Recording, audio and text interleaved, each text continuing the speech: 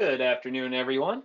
This is Andrew from Stonehearth. We'll get started here in a couple of minutes. Just want to give everyone a couple of extra minutes here just to get logged in and signed into the webinar, and then I'll go ahead and get started here. But I appreciate everyone taking some time out to join this afternoon.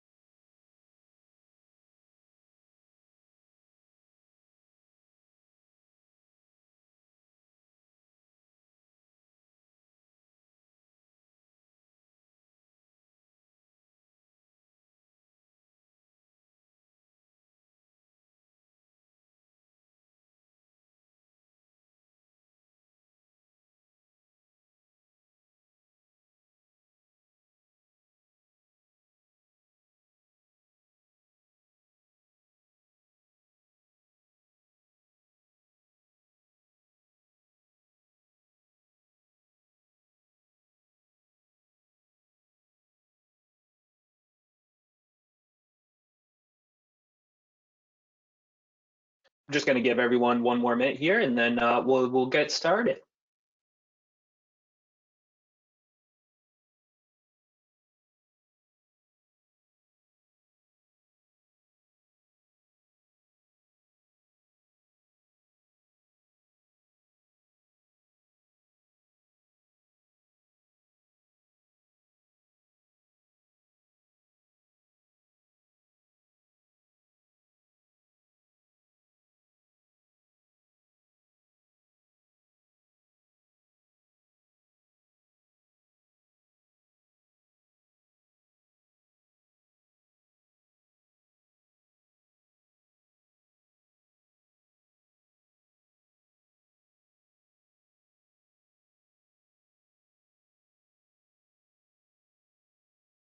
All right, I'm going to go ahead and get started, and then if we have some last minute people that join, that will be all right. But I appreciate everyone who was here and got logged in here before noontime, and I just wanted to say good afternoon again, and thank you for joining me. My name is Andrew Nadeau. I am one of the senior financial advisors here at Stonehearth Capital Management.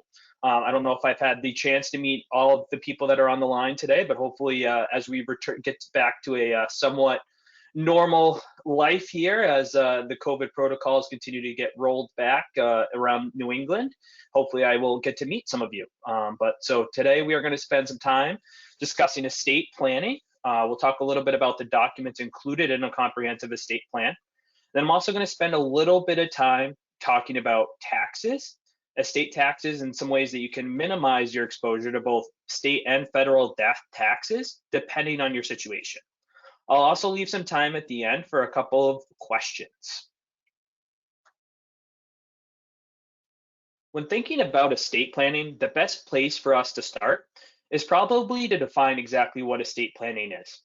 And simply put, estate planning is documenting. It's documenting how and who you want to handle your financial affairs should you become incapacitated.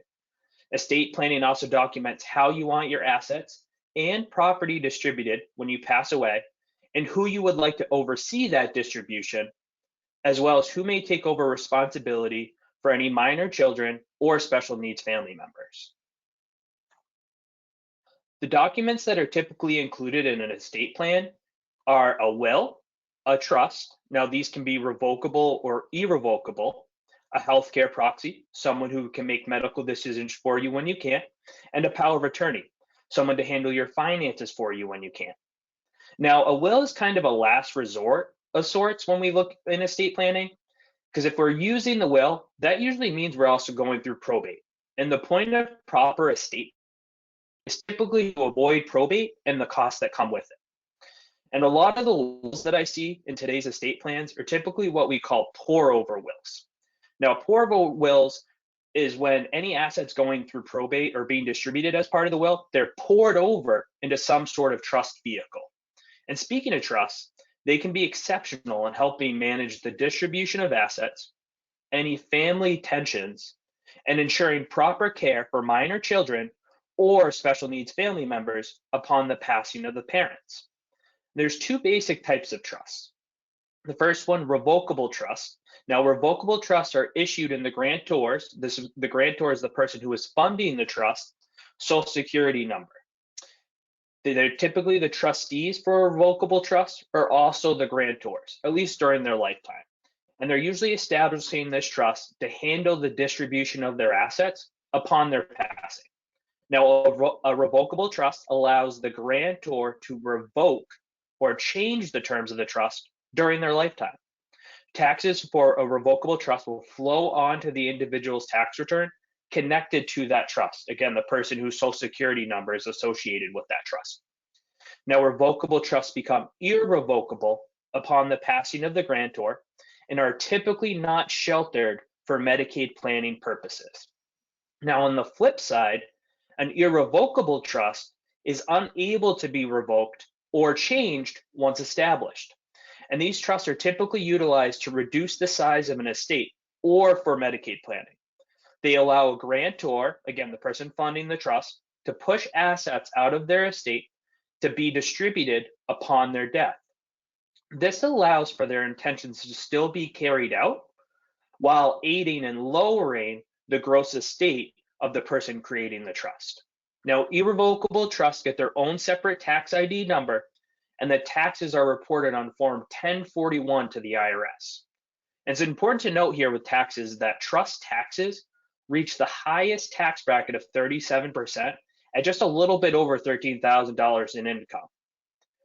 And grantors may be able to access interest or principal from an irrevocable trust for certain reasons during their lifetime. But if these trusts are being used for Medicaid purposes, typically this isn't going to be allowed. Now, moving on to healthcare proxies and power of attorneys. These are extremely important as they stipulate who should handle your affairs, both medical and financial, should you become incapacitated. Now, you don't have to name the same person to represent you in both instances, but I would also say that this isn't untypical from what we see and what is usually, how people usually like to plan for these things.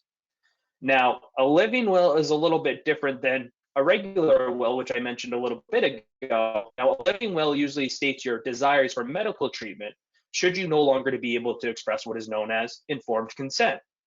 This is where you may see things like whether or not you're an organ donor, or if you'd like to be kept on a ventilator or have a do not resuscitate order. It's important to note that with all of these documents, both spouses, if you're married, will have their own set. Each spouse will have their own will, power of attorney, healthcare proxy, and living will. Now, when it comes to trust, this is where it can be a little bit different depending on the situation. Sometimes couples will establish a trust together, but depending on the complexity of the situation and what their needs are, sometimes you'll actually see trust established, for each spouse.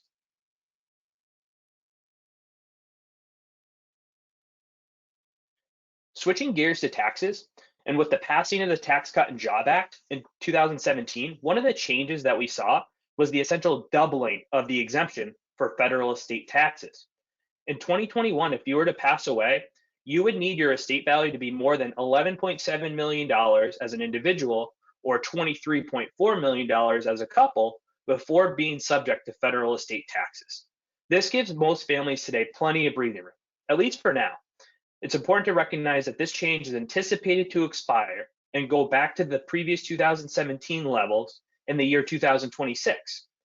This is also, of course, if that change does not happen sooner, which there are already rumblings about. A little over a month ago, Bernie Sanders released the 99.5% Act, which would seek to repeal the current estate tax exemption and lower it from its current level down to a threshold of $3.5 million. Additionally, President Biden included language to repeal the current step up in cost basis provision in his American Families Plan that he announced a few weeks ago. Now, while talks surrounding both of these bills are still in the early stages, it's important to recognize that change is happening, and it's likely happening sooner rather than later. So although federal estate taxes have a high threshold before they kick in, for those of us who reside in Massachusetts, it's important to know that the state death tax or estate tax kicks in when the estate is valued at greater than $1 million. So for many individuals or families throughout the state, the ceiling is very low and something that impacts a lot of people, especially when you take into consideration today's property values and you start to add in things like life insurance proceeds. Now, there are steps that can be taken to help address this, which I'll discuss a little bit later. But for those that are listed, for anyone listening from Maine, the estate tax kicks in for estates valued at more than $5.6 million in assets. And for anyone in Rhode Island, the estate tax kicks in when an estate is valued at a little more than $1.5 million. And for anyone in Vermont, the state death tax will kick in for gross estates, of greater than $5 million. In estate planning, there's a few important rules to remember that can help simplify the process. And these include the unlimited marital deduction, which allows an individual to transfer an unrestricted amount of assets to their spouse at any time, including at death, all free from tax. And for any clients that are charitably inclined, one way that you can help simplify your estate plan and help meet any intentions is through charitable giving. Any assets that you gift to charity will be excluded from your taxable estate.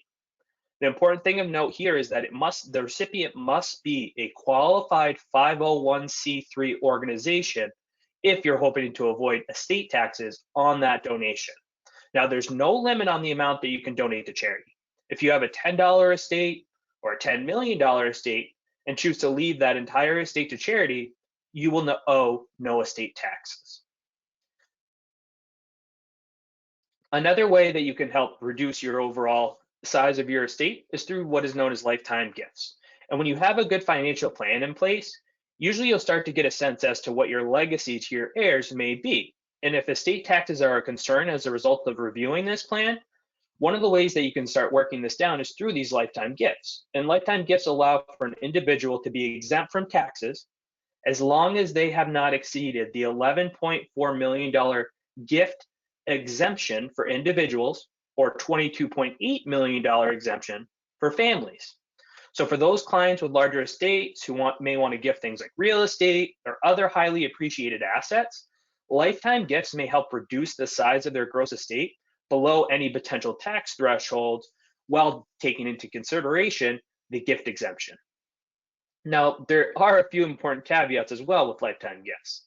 For gifts that are $15,000 or less, which is typically what we hear when we hear somebody referencing giving a gift to a family member or to a grandchild, and these gifts, if they're $15,000 or less, again, nothing has to be reported to the IRS, and they're separate from the exemption rules I just mentioned. And for couples, this $15,000 number doubles to $30,000.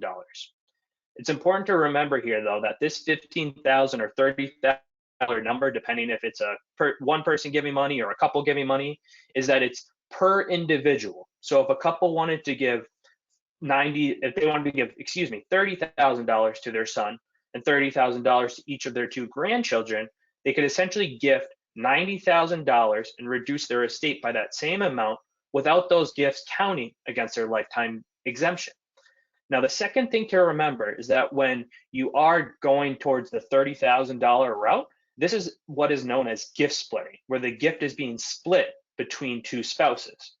In these instances, it's not required, but it is best practice to file IRS Form 709, which tracks these gifts. Even though you won't owe any additional tax and it doesn't count against your exemption, it's good documentation and it's just best practice. In addition to the gifts that I just mentioned, the IRS will also give you a free pass when you pay the medical bills for an individual or you pay the tuition bills of a student. Now, the important caveat with these rules is that these payments must be sent directly to the institution to qualify. You can't give a tuition check to little Johnny and have that qualify as a gift and have it be exempt from the rules. It has to be sent directly to the college that they would be attending or the institution. And as far as taxes go with these gifts, as long as they are done properly, there's no limit to them. And as far as taxes go, it's as if they weren't gifts at all. And one last way that you can make the most impact is through 529 college savings plan. With 529 plans, you're able to bundle 5 years worth of gifts into one contribution. So this means that an individual could give $75,000 or $150,000 for a couple. Now, it's important to remember, though, that any additional gifts that you make into that 529 plan over the following 5 years will result in being over that annual giving amount, and that amount will be reduced from your lifetime exclusion. So if this is something that you are considering, it's important to plan out these gifts and make sure that you're documenting the timeline accordingly. And one important thing to note for Massachusetts residents is that the state will add back any lifetime gifts done in the last 12 months of a decedent's life into their gross estate. So this is why it's important to remember to plan these gifts in advance. So that way you are reducing the estate and helping yourself from a tax perspective. So as we just discussed, charitable giving and lifetime gifts are two ways to help reduce your estate and potential estate tax exposure. In addition to these, one of the ways that's probably the easiest way to avoid estate taxes for any of us who live in New England is simply to move north to New Hampshire, move south if you're in Maine to New Hampshire. Now, I know that seems very funny, but it is a way because New Hampshire does not have any estate tax. But for those of us where that may not be feasible, some other ways that you can help reduce your potential exposure, one of which is through what is known as portability. Portability allows for any unused estate tax exemption to be transferred to a surviving spouse if the first spouse dies and the value of their estate doesn't use up all of the exemption. Important to note here, though, this is a federal rule, and only Hawaii and Maryland offer portability of their state estate tax as of 2020. So let's just put this in example. Let's say Steve and Barbara have an estate of $18 million. When Steve dies, no estate tax will be owed, since all of his estates are assumed to be owned jointly and will pass directly to Barbara by right of survivorship. Now, when Barbara dies, and if she had filed portability, she would have gained Steve's $11.7 million estate tax exemption, making her total exemption $23.4 million when the two are added together. This means if Barbara passed away 2 years later, and let's just say the estate was still around $18 million, her estate would owe no taxes. In this case, the simple thing of filing portability will have saved Steve and Barbara's heirs about $2 million in federal death taxes. It's important to remember here, though, portability is not inherited. And if Barbara wants to be able to claim portability or utilize Steve's exemption, she'd have to file IRS Form 706 at the time of his passing to make the election to add his unused exemption to her exemption.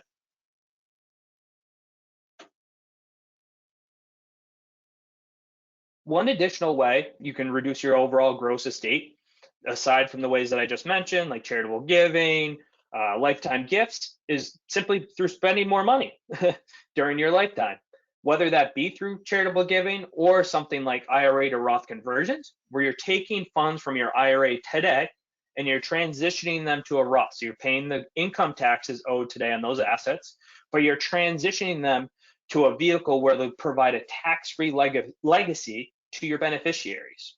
Now, paying the taxes is going to either reduce the amount of assets being transferred from that IRA to the Roth, or it's going to reduce the amount of cash that you have on hand to pay those current taxes. Now, in summing this all up and thinking about one other idea that we have when it comes to estate planning, I'd like to look at a simple case study for a couple. And this is going to be a couple by the names of Jim and Trudy Rye. Now, Jim and Trudy live in Massachusetts. They have a $10 million net worth in combined assets and property. Their primary goal is to leave everything to each other, then to their 2 children. Obviously, I referenced before the size of a state that would be subject to federal estate taxes is above the limit of where they are or above the size of where they are now at $10 million. But as we referenced before, also Massachusetts has a very low ceiling of $1 million. So they would be subject to Massachusetts estate taxes. So their exposure there is a concern. So one of the things that we would consider for them, which I referenced previously earlier in the presentation, is what's known as a state tax sensitive trust. Now, these types of trusts are very common, especially in Massachusetts. And when we start working with a new family here at Stonehearth, if they have an estate plan and a trust, I would say that it's more often than not that that trust is going to contain this language, especially if it was done in the last 15 to 20 years. Now, there's a few of these strategies and types of trusts out there. Some of them are known as disclaimer trusts, bypass trusts, or the AB or the ABC trust strategies. The important takeaway with these trusts is that they seek to help minimize the tax exposure for the first spouse that passes away and preserves their exemption for the second spouse. They may also, depending on the structure, eliminate state tax exposure or at least delay it and potentially minimize it until the second spouse passes. And they can also be used in certain instances to bypass federal and state death tax exposure, while still allowing the surviving spouse to maintain certain rights and access to trust assets during the remainder of their life. Now, as you can tell from what I just mentioned, these are very complicated trust strategies, and they're certainly not right for everyone. So it's best to have a qualified estate planning attorney review your situation to ensure these strategies are right for you. And if you do have questions, or if you do feel like that this is something you'd like to explore, don't hesitate to reach out to us here at Stonehearth. We have solutions that we can help you with in-house, as well as great external partners that we work with in the North Shore area that are phenomenal estate planning attorneys that we can refer you to as well. And we're always happy to work with an attorney if someone has one that they're already familiar with. Now with that, I'll switch over and see if there's any questions out there. All right, looks like we just got a couple of questions. So I'm just gonna answer these. So it looks like we got two questions out there. So the first one is, what are some steps someone can take without setting up an estate plan? This is a great question. So kind of thinking about some of the things that you can do without, coming to see us at Stonehearth or without going to see an attorney. So one of the first things that I would say is review your beneficiaries. Take a look at your 401ks, your IRAs. I can't tell you the amount of times that I've worked with a new family or even existing clients, and you review an old 401k or an IRA, and they have a deceased parent, or they have a former ex-spouse or ex-partner as their beneficiary. So it's important to review these things periodically and just make sure that you have the right person associated with the account. And then for any taxable accounts like bank accounts or any taxable investment accounts, I'd also say you can add what's known as a TOD or POD onto those accounts, and they'll stand for transfer on death or payable on death. And these stipulations will actually supersede a will, and it's very similar to having a beneficiary or on an IRA or on a retirement account. They don't become joint owners of the account, but what happens is that if you do pass away, you have designated that asset is for them. So there's no need to go through any kind of additional steps in terms of probate or in terms of reviewing where that asset may go. Another thing that I would say is review any current documents that are in place or have them reviewed.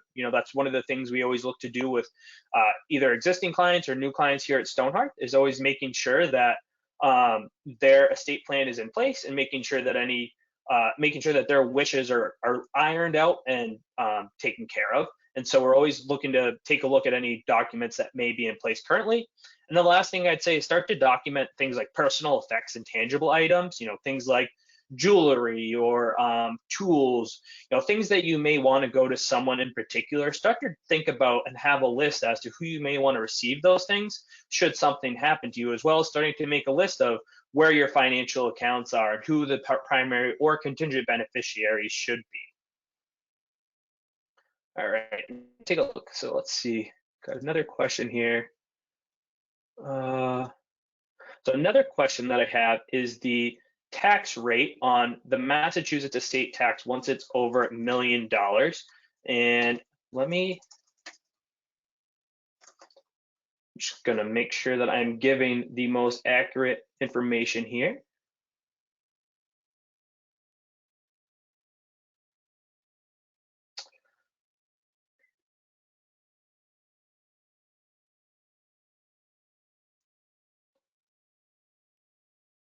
So that tax rate is going to be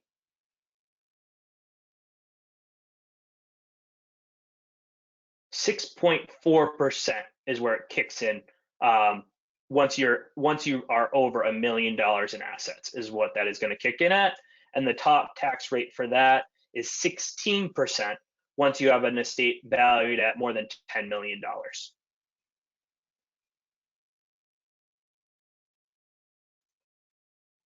All right. And just one last question out there is, does everyone need an estate plan? And I would say it depends on the situation, but I would say yes. And it's, one of the most important pieces of a financial plan, because as I mentioned before, it's really about documenting and making sure that you're taking care of whether you become incapacitated or if you pass away. So even if someone only has retirement accounts and all of their accounts have an associated beneficiary, that doesn't mean that they've named someone to handle the distribution of those assets, nor have they named someone to handle their financial or medical decisions should they become incapacitated. So it is really important to make sure that you have all of these documents in place. A trust, for example, might be something that isn't right for everyone, but at least a will, healthcare proxy, and power of attorney are things that you really want to strongly consider to make sure that you have in your estate plan. Just going to take one last look, see if there's any additional questions out there today. All right, so it doesn't look like we have any other questions out there today. So again, my name is Andrew Nadeau. I'm one of the senior financial advisors from Stonehearth Capital. I'd like to thank everyone for joining here this afternoon. And if you do have any additional questions, don't hesitate to reach out to us here at the office. Our number is 978-624-3000. You can also feel free to shoot me an email, andrew@stonehearthcapital.com. If you have any questions, if you're curious about anything, or if I can provide any clarification on anything I mentioned today, again, don't hesitate to reach out. We're here to help, and we're always happy to help. So with that, I thank you again for your time today, and I hope everyone has a wonderful afternoon. Thank you.